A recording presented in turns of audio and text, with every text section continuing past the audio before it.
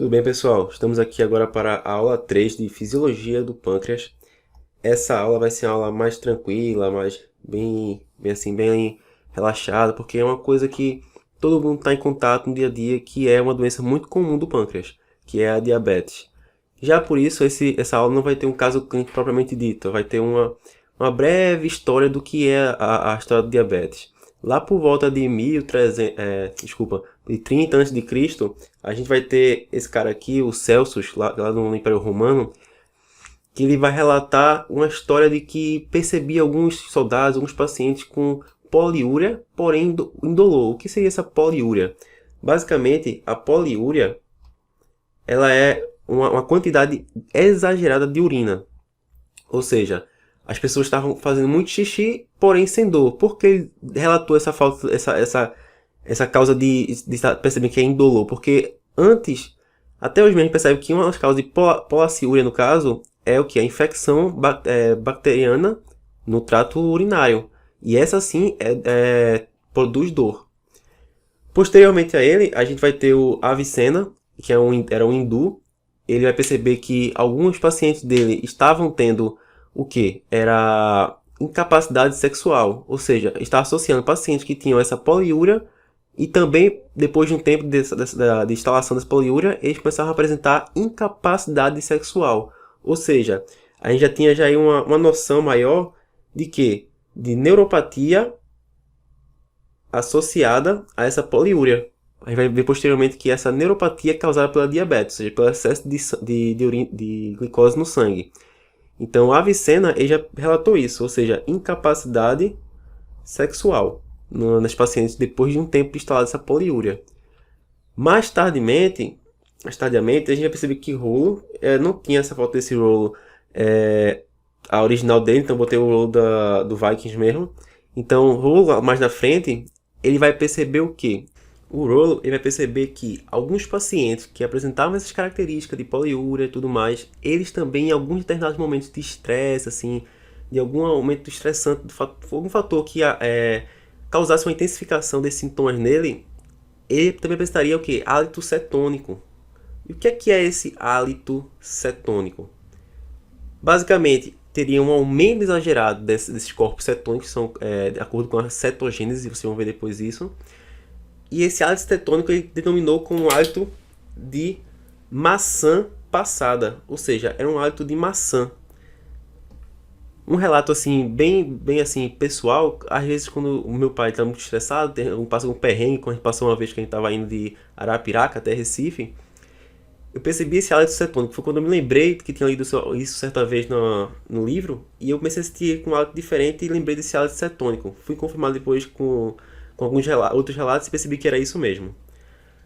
Mais pra frente a gente vai ter o Langerhans, que vai dar o nome das ilhotas de Langerhans. Só que o Langerhans, ele não foi uma pessoa assim muito, vamos dizer assim, feliz na sua conclusão. Ele percebeu as ilhotas de Langerhans, que estavam lá no pâncreas, porém ele não assimilou isso a nada, nenhuma função pancreática assim plausível. Então ele apenas disse, ó, cheguei no pâncreas, em 1869, tá aqui o pâncreas, teria uma lâmina histológica dele aqui, vi que tinha esses pontilhados brancos aqui, não sei se vocês podem perceber, vou marcar para vocês verem. Eu vi esses pontilhados brancos, aqui ó, tem os pontilhados branquinhos. Não sei se vocês vão ver aqui, exatamente aqui ó. Pontilhado branco, parece até uns pontinhos de mofo. Deu um mofo ali, acho que no pâncreas, e foi com os pontilhados branquinhos aqui. O Lan já viu isso lá e disse, tá beleza, tem umas ilhotas lá que tem alguma motivação, não sei pra que serve. Mas se a gente der zoom aqui nessa ilhota, olha o que é que tem aqui no meio. Percebam que a maioria do tecido pancreático não é proveniente dessas ilhotas. Eles são minoria no pâncreas. Porém, quando a gente dá zoom aqui, ó, a gente percebe essa estrutura mais clara aqui, mais assim, esbranquiçada, você pode bem dizer. Vou até circular para vocês aqui, ó. Toda essa estrutura aqui. E no meio dela, a gente vai perceber alguns vasinhos, ó. Dá para perceber nessa lâmina aqui, alguns pequenos vasos. Tá, Egípcio, para que tá mostrando esse vaso para mim? Um fato muito interessante é você entender que a irrigação do pâncreas, ela é centrífuga. E o que é centrífuga? A gente tem que lembrar que é aquela irrigação que começa do meio, então vai se contornando até alcançar a borda final. Então isso é uma irrigação sanguínea centrífuga. Tá certo, eu tô com essa irrigação centrífuga aí, beleza, mas o que é que a gente tem nessa ilhota? Nessa ilhota a gente vai ter as células B, são as células beta, produtoras de insulina, que vai estar bem no centro, são as primeiras a serem irrigadas. A gente tem as células A ou alfa, que são as células que vão secretar glucagon. Temos algumas células D, vou marcar aqui em qualquer lugar aleatório, que não dá para diferenciar bem aqui agora. E temos as células que vão secretar polipeptídeo pancreático. A D vai secretar somatostatina. Então vamos lá na revisão rápida. A vai secretar glucagon. A B vai secretar insulina. A D é somatostatina. E a PP é polipeptídeo pancreático. Vou botar PP de novo aqui que é muito grande esse nome para estar falando. Enfim, aqui é uma estrutura básica de uma célula, de um conglomerado pancreático. E a gente vai entender que essa é a estrutura de uma ilhota de Langerhans. Foi isso aqui que ele descobriu. Apesar de ter sido muito, assim, não foi a fundo no estudo do pâncreas, mas descobriu isso. Então, a gente vai ter o quê? Dando continuidade, uma pergunta muito interessante. Beleza, Gibson, eu já ouvi falar que a gente tem diabetes tipo 1, acontece o quê? Acontece destruição todo o tecido pancreático, beleza, mas se há destruição do tecido pancreático, por que a gente não transplanta um pâncreas novo para esse cara? Por que a gente não pega lá um pâncreas de um doador, possível doador, então a gente vai lá e coloca no lugar do pâncreas antigo? Então, em algum lugar assim mais próximo, como a gente sabe que o pâncreas transplantado geralmente é colocado próximo à bexiga ali, não é colocado no local certinho do pâncreas. Mas, enfim, por que a gente não coloca esse pâncreas novo? Isso a gente vai responder lá no final da aula. Dando continuidade, os objetivos da aula são, primeiro, compreender a síntese e função dos hormônios pancreáticos endócrinos. O pâncreas tem função endócrina e exógena. Para quem não entende muito bem isso ainda, presta bem atenção, tudo que que começa na minha boca e vai até a saída do ânus, não faz parte do corpo humano. Ou seja, esse tubo oco, que é o sistema digestivo, ele não faz parte. Aí, o corpo humano, ele se relaciona com tudo que você come e coloca para fora. Porém, essa parte desse tubo oco, ele não faz parte do corpo humano. É por isso que a gente divide o pâncreas em sistema endócrino e exógeno. O sistema exógeno é a forma com que ele responde a esse meio externo, que são os alimentos que a gente coloca na boca para poder servir nutrientes. E a forma endógena é a forma que o pâncreas reage ao nosso sistema, ao nosso organismo em si. Então, a segunda objetivo da aula vai ser saber os conceitos de síndrome metabólica e, por fim, entender como diagnosticar o diabetes mellitus e ver aplicações diárias da fisiologia do pâncreas. Aqui na introdução, vamos começar vendo uma estrutura similar àquela que vocês já viram agora há pouco, com as células B, secretoras de insulina, que são a sua grande maioria, as células A ou alfa, secretoras de glucagon, a PP de polipeptídeo pancreático, e temos as células D de somatostatina. O pâncreas vai ser uma glândula mista, como eu já disse a vocês, exócrina e endócrina. Algumas substâncias vão interferir nesse metabolismo da secreção pancreática, basicamente a norepinefrina, acetilcolina, o peptídeo intestinal vasoativo, que é o VIP, a gente já viu quase todas essas substâncias, a galanina, que também é um aminoácido, e o GABA. A irrigação, como eu já disse a vocês, é de maneira centrífuga, começando do centro da ilhota em maneira circular até a borda exterior final. Então, para a gente fechar aqui o checklist e compreender a estrutura do pâncreas, eu vou mostrar agora anatomicamente para vocês onde é que está localizado o pâncreas. A gente tem aqui o sistema do corpo humano, e aqui no abdômen, se a gente começar a retirar todas essas camadas que estão à frente, aí vai ter a camada de pele, a camada muscular mais externa, a camada muscular mais interna. E sim, o pâncreas é muito profundo mesmo. A gente vai ter aqui o músculo transverso do abdômen. E aí por baixo aqui, ó, aí já vai poder ver o que? Deixa eu tirar logo toda a parte óssea, parte circulatória, dar um zoom aqui para vocês e tirar também a parte muscular para ficar mais rápido. A gente vai ver aqui a camada do peritônio, que é essa camada que envolve a cavidade abdominal. Se a gente tirar ela, tirar o grande aumento, o colo transverso aqui e der uma olhadinha, já pode ver o pâncreas aqui, a cabeça do pâncreas. Perceba que aqui tem o estômago, aqui a gente tem o duodeno, e se a gente tirar aqui, a gente pode ver a cabeça do pâncreas. Vamos tirar aqui o estômago, para ter uma visualização melhor. E vemos que todo o pâncreas está aqui, ó. Ele começa aqui nessa região aqui, com sua cabeça, e corre até o hipocôndrio esquerdo. Ou seja, ele corre transversalmente ao hipocôndrio esquerdo. Aqui no pâncreas a gente vai ver que ele é dividido em cabeça, corpo e cauda. Não sei se como ver aqui tem. Aqui no meio você pode ver que tem o caminho secretor dele, onde são produzidos todos esses hormônios e vão ser secretados aqui a partir do ósteo, que vai estar conectado ao duodeno. Ele tem uma relaçãozinha aqui também com as secreções que vêm da bile, que vai vir aqui da vesícula biliar, e isso vai também impactar em outras complicações que podem gerar pancreatite e outras irritações também na vesícula biliar. Então, de uma forma geral, essa é a anatomia do pâncreas, essa é a localização dele. Está aqui a posterior ao estômago, anteriormente ao rim esquerdo. E vai estar aqui também relacionado na sua secreção com o ducto biliar, que vai culminar com os dois no duodeno para poder gerar toda aquela digestão que a gente já sabe já do bolo, né, de alimentar, que vai estar por aqui já. Então, para fechar a compreensão da estrutura, tanto histológica quanto anatômica do pâncreas, a gente tem isso. Dando continuidade agora, a gente vai entender um pouco mais da secreção da insulina. Beleza, a secreção da insulina ela vai se dar de forma muito bem ordenada e a maior fonte sensível da célula beta para iniciar a secreção de insulina é o valor da glicemia. De uma forma bem simples, resumida, para você entender todos os slides que vêm daqui para frente agora.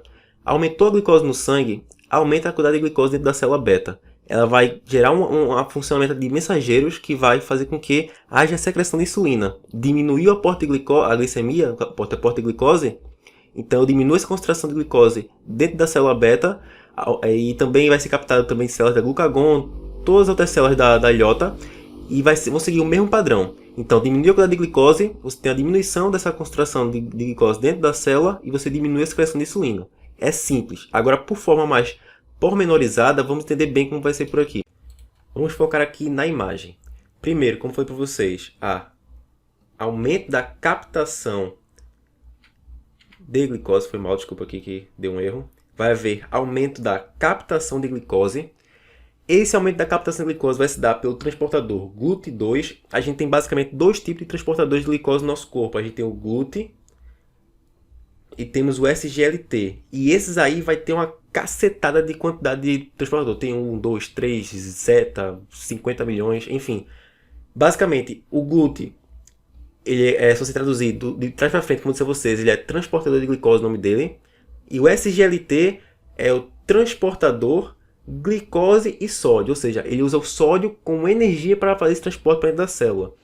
Então isso aí é muito importante quando a gente for ver fisiologia renal. Dando prosseguimento, a glicose vai entrar pelo transportador GLUT para dentro da célula. Uma enzima chamada glicoquinase vai pegar essa glicose, botar para piruvato e levar para glicose para a respiração aeróbica, que a gente já conhece. E isso vai levar o quê? A um aumento da proporção ATP-ADP. Por quê? A minha respiração aeróbica, como a gente já sabe, ela aumenta a quantidade de ATP. Então essa desproporcionalidade agora de ADP para ATP vai fazer com que o ATP ligado ao canal de potássio sensível ao ATP faça com que haja uma despolarização. Essa despolarização vai permitir a entrada de cálcio, que vai ser uma substância muito importante para sinalizar a secreção dos grânulos de insulina.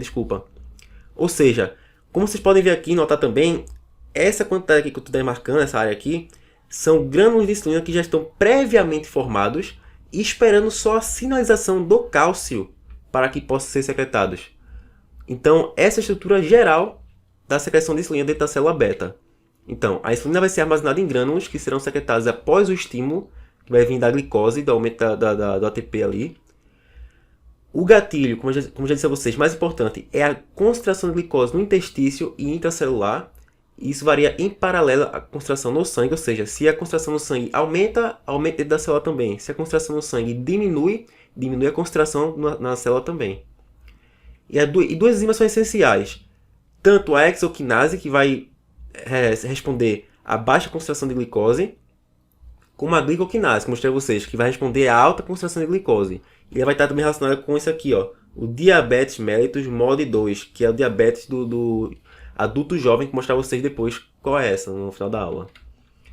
A entrada da glicose e a sua metabolização aumenta a proporção ATP-ADP, como eu disse a vocês. E o ATP ligado aos canais de potássio vai promover o fechamento dele, impedindo a livre circulação de íons e mantendo o potencial de membrana em menos 70 mV. Vou mostrar isso agora daqui a pouco, no próximo slide já. Segura um pouquinho aí essa questão do potencial de membrana. Então, essa circulação livre de íons é para que eu mantenha toda essa membrana aqui, ó. Toda essa membrana aqui, que eu estou marcando em verde, que ficou bem ruim, na verdade, marcar de vermelho mesmo. Toda essa membrana aqui, ela precisa estar numa voltagem, ou seja, numa estática elétrica constante. Então, se eu perco essa livre circulação dos íons que vão estar fazendo essa manutenção automática, a partir do fechamento do canal de potássio, que é sensível ao ATP, eu perco toda essa homeostase. Então, eu despolarizo a célula e o cálcio passa a entrar de vez, fazendo então a secreção dos grânulos, como você está vendo ali. Isso vai levar a atingir o limiar de despolarização dos canais de cálcio sensíveis à voltagem, que é o tipo L. E a pergunta que vai resumir esse slide aqui, nessa parte mais bioquímica. Por que eu preciso desse aumento de cálcio? Basicamente para que essa secreção de grânulos ocorra, porque o cálcio vai gerar uma quantidade de mensagens que vai levar ao acoplamento desse fago aí, desse círculo contendo os grânulos, dessa estrutura com a membrana para a posterior secreção. Isso vai levar toda uma cascata de ações, de etapas que vai ser bem complexas. Não vou mostrar aqui agora, porque é uma coisa bem que não leva a somar bem nosso aprendizado. Então, falando agora do potencial de membrana que eu tinha mostrado no slide anterior. O potencial de membrana de uma célula pancreática está para aqui, por volta de menos 70 mV. O que é que a gente precisa entender? Essa questão da potencial de membrana das membranas em si não serve só para o pâncreas. Vai servir para o sistema cardiovascular, vai servir para o sistema muscular estriado, que é o esquelético da gente, vai servir para o sistema nervoso, principalmente. Esse sistema de potencial de membrana é muito importante para quase todos os nossos sistemas. Então, o que é que a gente começa entendendo aqui? Existe uma coisa chamada potencial de repouso, uma fase que é a despolarização, uma fase de repolarização e uma fase de hiperpolarização. E temos aqui um camarada chamado limiar de disparo. Para fazer uma analogia bem simples de você entender isso aqui, imagine uma represa. Tem lá a barreira da represa para a água não cair. E essa represa é o que vai determinar o nosso potencial de repouso. Ou seja, a represa está de boa aqui. Então, potencial de repouso, o potencial acumulado vamos chamar tudo agora de energia elétrica. De energia elétrica que é oriunda dos íons, né? Do cálcio, do potássio, do sódio e tudo mais. Então, esse potencial acumulado na represa, a gente chama de potencial de repouso. Beleza. Tomando como base a nossa célula pancreática. Entrou glicose, aumentou a proporção ATP-ADP. Esse ATP vai se ligar no canal de potássio e vai impedir a livre circulação dos íons. Ou seja, eu vou alterar aquela homeostase. Eu vou despolarizar a célula. Percebam que, indo do negativo ao positivo, eu estou fazendo despolarização. Beleza. E eu vou alcançando o quê? Essa minha área aqui, ó, limiar de disparo, que é essa linha tracejada. Nessa linha tracejada, ele indica o seguinte: passou daqui, já era, ué. Passou daqui, vai ativar. Não tem o que fazer, não. Passou do limiar de disparo, vai ativar de qualquer jeito. É aquele, ó, tá lá no vai e vem, e disse, vai sair, vai. Segura que eu também não estou no ponta não, mas não tem como segurar, acabou. Não tem, não. Vai liberar tudo que tem para liberar ali. Então, esse é a questão do limiar de disparo. Chegou aqui, ele despolariza, beleza. Mudou toda a homeostase dos íons ali. Percebam que ele tem um pico. Parece aquele picozinho do Covid que nunca chegou. Temos um pico de ultrapassagem. Nesse pico, não há mais essa passagem de íon para fazer essa despolarização da célula. Então, a única saída agora chegou no topo é cair. É repolarizar a célula.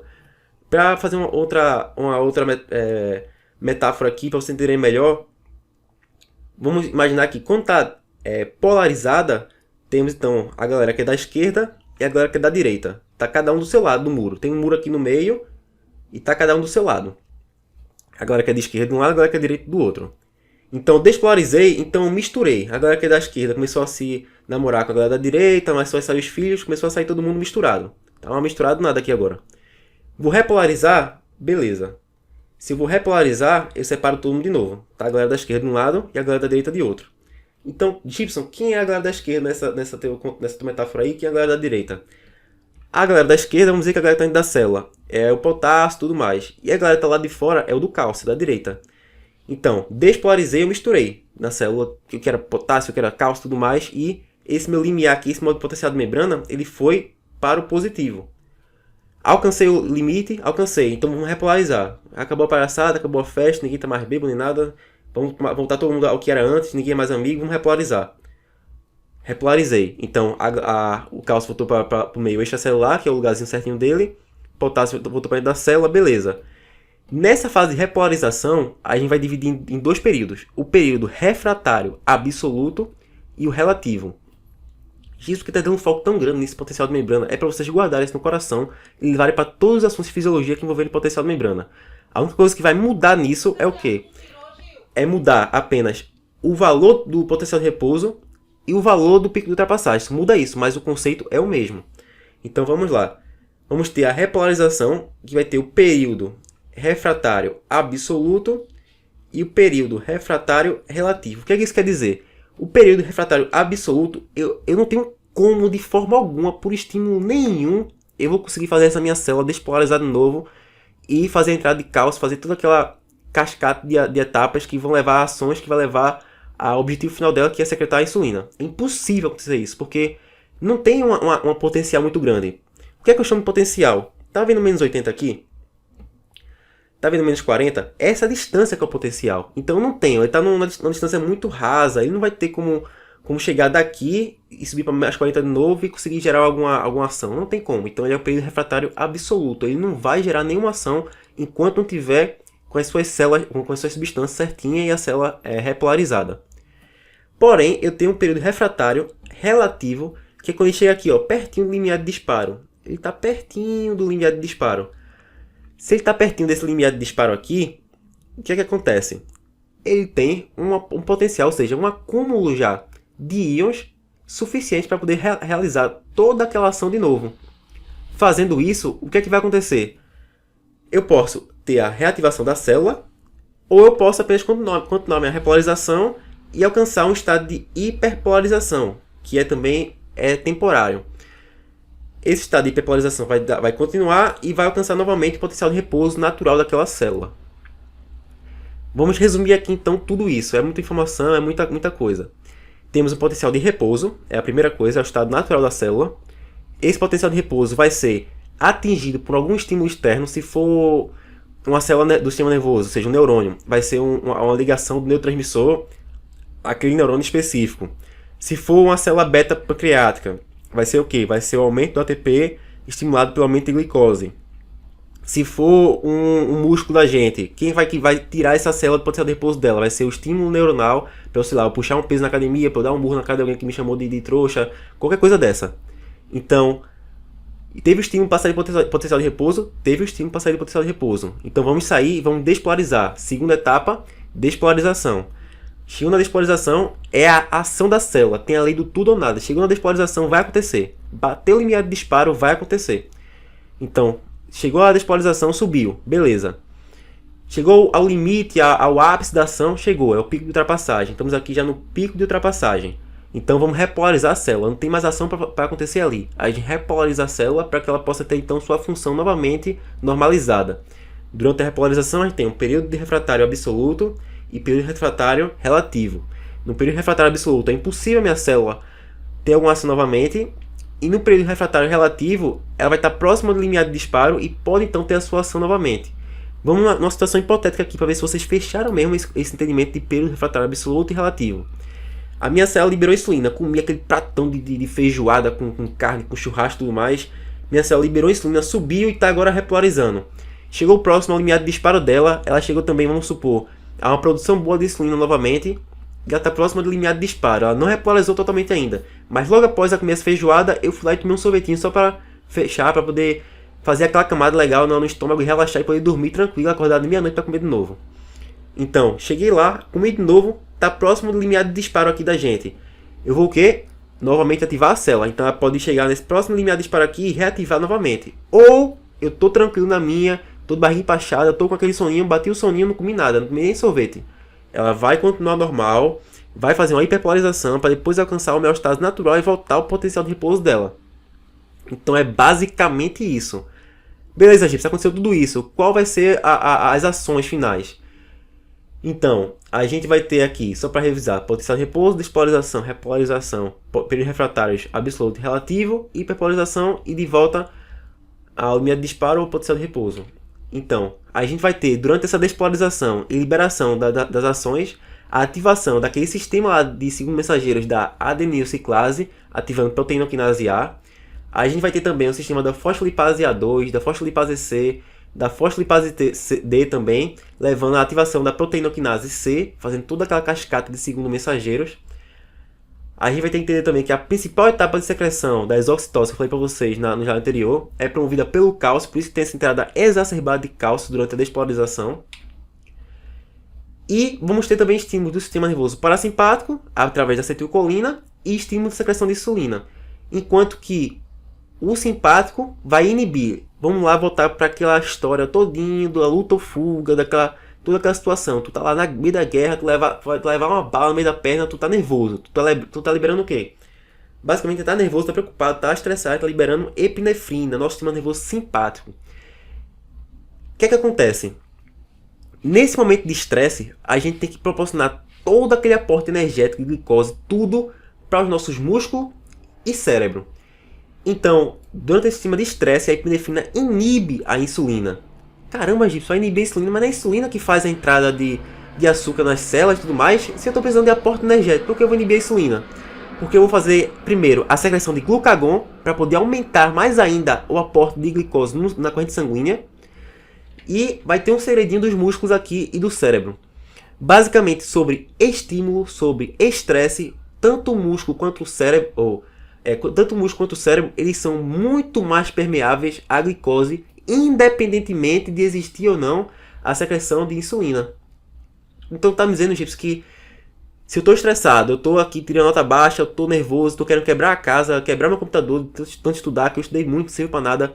Estou aqui, vou para academia, puxar um ferro para ver se eu consigo ficar melhor, consigo me estressar mais. Então, enquanto estou ali na academia, o meu músculo sob estresse e o meu cérebro, eles vão ser muito mais permeáveis a glicose, mesmo na ausência de insulina. É isso mesmo, mesmo na ausência de insulina, eles são mais permeáveis à glicose. Então, quando eu estou sob uma situação de luta ou fuga, que vai estar meu sistema nervoso simpático ativado, vai estar liberando epinefrina, e vou estar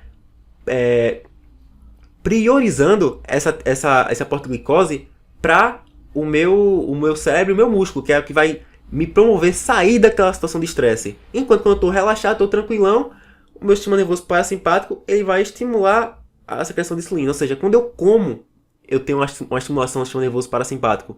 Então, a partir do momento que eu comi, eu vou ter essa liberação de acetilcolina e estimulação da secreção de insulina, para que haja a entrada de insulina em outros tipos celulares que não cerebrais e musculares.